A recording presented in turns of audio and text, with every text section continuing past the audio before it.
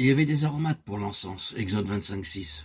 Nous avons vu que les aromates étaient utilisés pour fabriquer l'encens afin d'être consumés.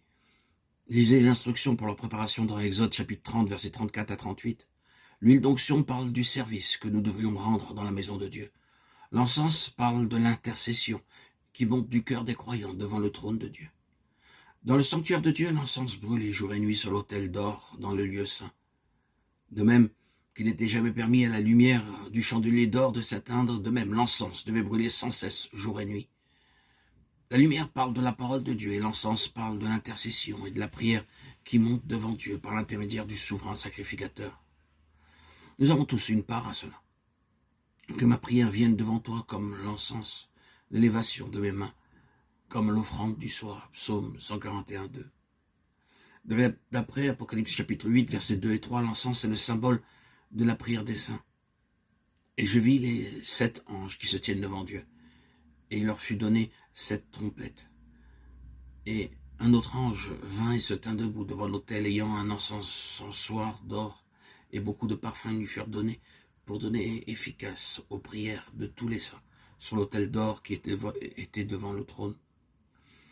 Lorsque nous recevons le don de la vie éternelle, nous devenons les collaborateurs de Dieu. Et comme tels, nous devrions lui apporter chaque chose dans la prière. Pourquoi devons-nous prier? Il est certain qu'avant même que nous prions, Dieu connaît les besoins. Non seulement Dieu sait ce que nous voulons, mais il connaît également nos faiblesses, nos manquements. Cependant, il veut que nous prions toujours. Pourquoi cela? Nous avons besoin de comprendre comment nous sommes collaborateurs avec Dieu.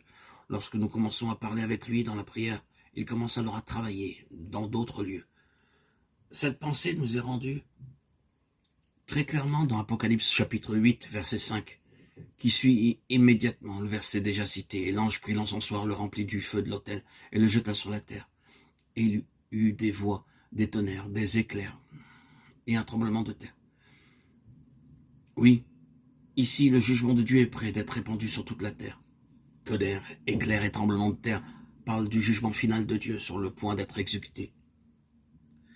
Dieu ne s'attend pas à ce que la justice et l'honnêteté triomphent sur cette terre aujourd'hui. Pour l'heure, les pervers deviennent plus prospères, tandis que ceux qui vivent une vie honnête ont souvent à souffrir. Or, tous ceux qui veulent vivre pieusement en Jésus-Christ seront persécutés, de Timothée 3,12. Le jour vient où Dieu va juger chaque péché et chaque pécheur. Ne pensez pas aux pécheurs que vos péchés resteront impunis. Ils peuvent être cachés pendant de nombreux siècles, mais un jour Dieu jugera chaque pécheur. Ecclésiaste 8, 11, 13. Bien qu'un pécheur puisse pécher des milliers de fois et qu'il semble être laissé impuni par Dieu, ceci ne signifie pas qu'il ne le punira pas. Un jour, Dieu jugera chaque pécheur. Oui, il y a un jour de jugement.